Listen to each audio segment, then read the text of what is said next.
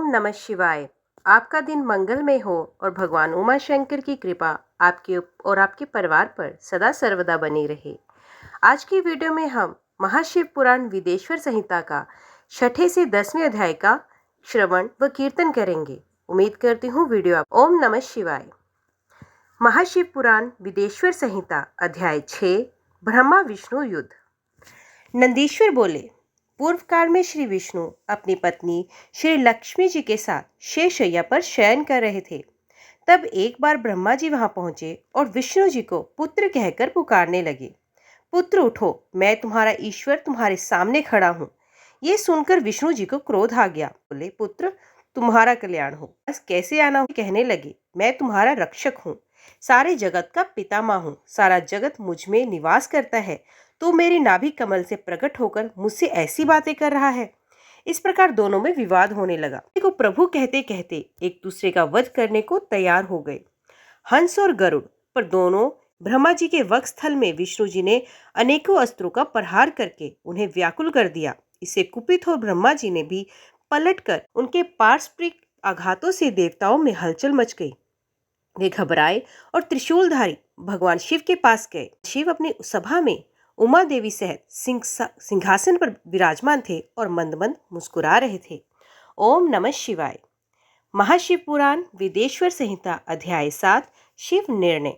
महादेव जी बोले, पुत्रों में जानता हूँ कि तुम ब्रह्मा और विष्णु के परस्पर मत। तब भगवान शिव अपने नंदी पर आरूढ़ हो देवताओं सहित युद्ध स्थल की ओर चल दिए। ब्रह्मा विष्णु के युद्ध को देखने लगे।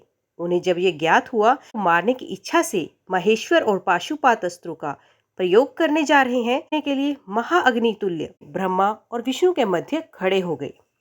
महाअग्नि के अस्त्र स्वयं देखकर ब्रह्मा और विष्णु इस हमें जानकारी करनी चाहिए। दोनों ने उसकी परीक्षा लेने का निर्णय किया। भगवान विष्णु ने शुक्र रूप धारण किया और उसको देखने के लिए नीचे धरती में चले गए। ब्रह्मा जी हंस का रूप धारण करके पाताल में बहुत नीचे जाने पर भी विष्णु जी को स्तंभ का अंत नहीं मिला, अतः वे वापस चले आए। ब्रह्मा जी ने आकाश में जाकर केतकी का फूल देखा। वे उस फूल को लेकर विष्णु जी के पास आए। विष्णु ने उनके चरण पकड़ लिए। ब्रह्मा जी के शल को देखकर भगवान शिव प्रकट हुए। विष्णु की इस महानता से शिव प्रसन्न होकर बोले, हे विष्णु जी, आप सत्य बोलते हैं, अतः मैं आपको अपनी समानता का अधिकार देता हूँ। ओम नमः शिवाय। महाशिव पुराण विदेश्वर संहिता अध्याय 8 ब्रह्मा का अभिमान भंग। नंदीश्वर बोले, महादेव जी ब्रह्मा जी के छल पर अत्यंत क्रोधित हुए। भैरव को प्रकट किया और उन्हें आज्ञा दी ब्रह्मा जी को दंड दें। आज्ञा पाते ही भैरव ने ब्रह्मा जी के बाल पकड़ लिए, काट दिया। ब्रह्मा जी डर के मारे कांपने लगे। उन्हें भैरव के चरण मांगने लगे। इसे देखकर श्री विष्णु ने भगवान शिव से प्रार्थना की कि अब आपकी कृपा से ही ब्रह्मा जी को 5वां सर मिला था, अतः आप इन्हें क्षमा कर दी। तब शिव जी की आज्ञा पाकर ब्रह्मा को छोड़ दिया। शिव जी ने कहा, तुमने प्रतिष्ठा और ईश्वरत्व को दिखाने के लिए छल किया है, इसलिए मैं तुम्हें शाप देता हूँ, तो उत्सव से विहीन रहोगे। ब्रह्मा जी को अपनी गलती का पछतावा हो चुका था। पकड़कर क्षमा मांगी और निवेदन किया कि वे उनका 5वां सिर पुण्य प्रदान करें। महादेव जी ने कहा, जगत की स्थिति को बिगड़ने से बचाने के लिए पापी को दंड अवश्य देना चाहिए ताकि लोक मर्यादा बनी रहे। मैं तुम्हें वरदान कार्य कहलाओगे और तुम्हारे बिना यज्ञ। फिर उन्होंने केतकी पुष्प से कहा, पुष्प अब मेरी पूजा के अयोग्य रहोगे। बहुत दुखी हुआ। तब महादेव जी, मेरा वचन तो झूठा नहीं हो सकता, इसलिए तुम मेरे भक्तों के योग्य होगा। इस प्रकार तेरा जन्म सफल हो जाएगा। ओम नमः शिवाय। विदेश्वर संहिता अध्याय 9 लिंग पूजन का महत्व। नंदीश्वर कहते हैं, ब्रह्मा और विष्णु भगवान शिव को प्रणाम कर चुपचाप खड़े हो गए। शिव जी को श्रेष्ठ आसन पर बिठाकर पवित्र वस्तुओं से उनका पूजन किया। दीर्घ काल तक स्थिर रहने वाली वस्तु को, काल तक टिकने वाली वस्तु को प्राकृतिक वस्तु कहते हैं। हार, नुपुर, क्यूर, किरीट, माणिक्य, कुंडल, यज्ञोपवीत, उत्तरीत वस्त्र, पुष्पमाला, रेशमी वस्त्र, हार, मुद्रिका, पुष्प तांबूल, कपूर, चंदन एवं व्यंजन, ध्वजा, चंवर तथा अनेक दिव्य उपहारों द्वारा जिनका वैभव वाणी और मन की पहुंच से परे था, जो केवल परमात्मा के योग्य थे, उनसे ब्रह्मा और विष्णु ने अपने स्वामी महेश्वर का पूजन किया। इसे प्रसन्न हो देवताओं से मुस्कुराकर कहा, पुत्र, आज तुम्हारे द्वारा की गई पूजा ये दिन परम पवित्र और महान होगा। ये तिथि शिवरात्रि के नाम से प्रसिद्ध होगी और मुझे परम प्रिय होगी।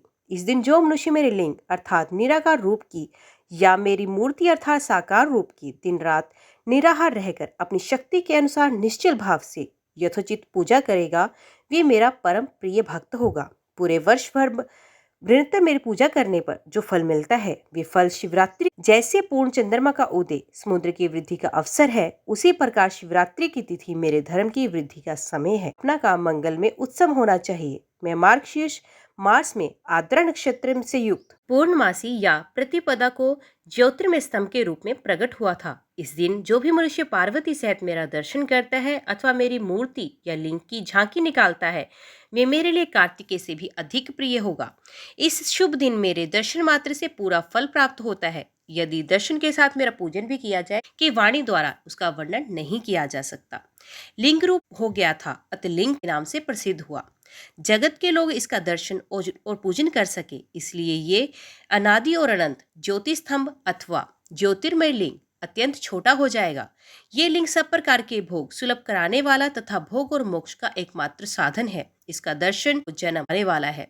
शिवलिंग के यहाँ प्रकट होने के कारण ये स्थान अरुणाचल नाम से प्रसिद्ध होगा तथा यहाँ बड़े बड़े तीर्थ प्रकट होंगे। इसे जीवों को मोक्ष रूप है, साकार और निराकार। पहले मैं स्तंभ रूप से प्रकट हुआ, फिर अपने साक्षात रूप में। ब्रह्म भाव मेरा निराकार रूप है तथा महेश्वर भाव मेरा साक्षात रूप है। ये दोनों ही मेरे सिद्ध रूप हैं। मैं ही पर ब्रह्म परमात्मा हूँ।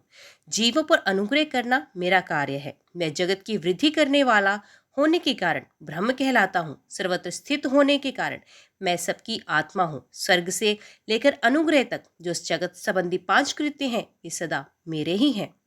मेरी ब्रह्म रूपता लिंग प्रकट हुआ, फिर अज्ञात ईश्वरत्व का साक्षात कराने के लिए मैं जगदीश्वर रूप में प्रकट हुआ। मेरा सकल रूप मेरे ईश्वरत्व का और निष्कल रूप में मेरे ब्रह्म स्वरूप का बोध कराता है। मेरा लिंग मेरा स्वरूप है और मेरे सामीप्य की प्राप्ति कराने वाला है। मेरे लिंग की स्थापना करने वाले मेरे उपासक को मेरी समानता की प्राप्ति हो जाती है तथा मेरे साथ एक संसार सागर से मुक्त हो सकता है। वे जीते जी परमानंद शरीर का त्याग कर शिवलोक को प्राप्त होता है, अर्थात मेरा ही स्वरूप हो जाता है।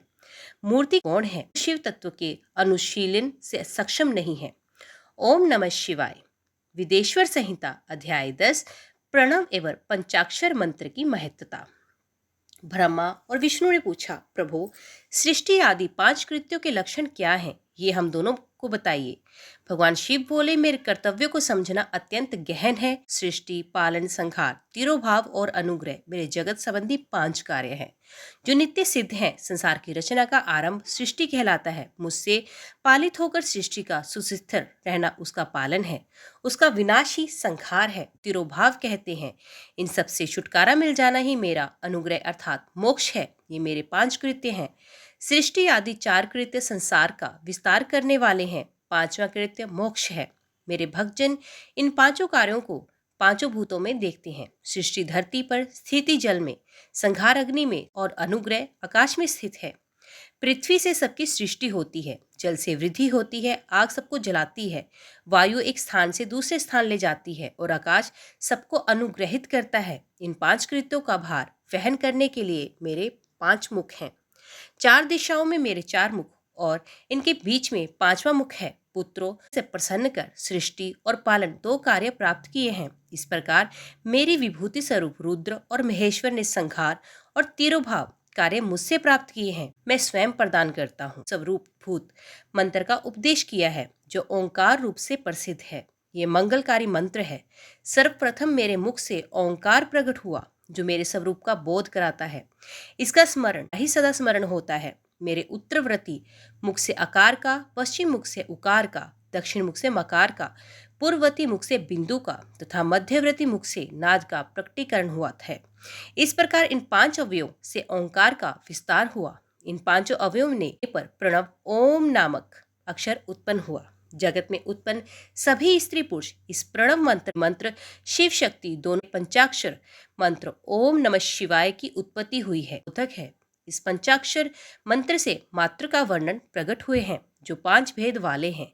इसी से शिरोमंत्र सहित त्रिपदा गायत्री का प्राकट्य हुआ। इस गायत्री से संपूर्ण वेद प्रकट हुए और उन वेदों से करोड़ों मंत्र निकले हैं। विभिन्न कार्यों की सिद्धि होती है। इस पंचाक्षर प्रणव मंत्र से सभी मनोरथ पूर्ण होते हैं। इस मंत्र से भोग और मोक्ष नंदीश्वर कहते हैं। जगदम्बा उमा गौरी पार्वती के साथ बैठे महादेव ने उत्तरवर्ती मुख बैठे ब्रह्मा और विष्णु को पर्दा करने वाले वस्त्र से आच्छादित कर उनके मस्तक पर अपना हाथ रखकर धीरे धीरे उच्चारण कर उन्हें उत्तम मंत्र का उन्हें शिष्यों के रूप में दीक्षा दी। गुरुदक्षिणा के रूप में दोनों ने अपने आप को समर्पित करते हुए दोनों खड़े हो जगत गुरु भगवान शिव की ब्रह्मा विष्णु बोले, प्रभु आपके साकार और निराकार दो रूप हैं। आप तेज से प्रकाशित हैं, आप सबके स्वामी हैं, आप प्रणव मंत्र के बताने वाले हैं तथा आप ही प्रणव लिंग वाले हैं। सृष्टि पालन संहार तिरोभाव और अनुग्रह के 5 मुख हैं।